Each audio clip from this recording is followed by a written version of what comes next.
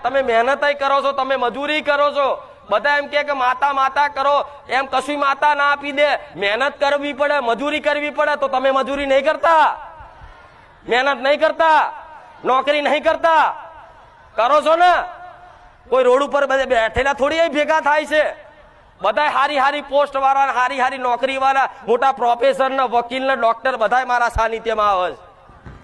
તો બધા મહેનત કરે છે, પણ એમના મહેનત નું છે ને એમને ફળ તો મળે છે, પૈસા તો આવે છે, પગાર તો આવે છે, પણ પગાર આજ બસતો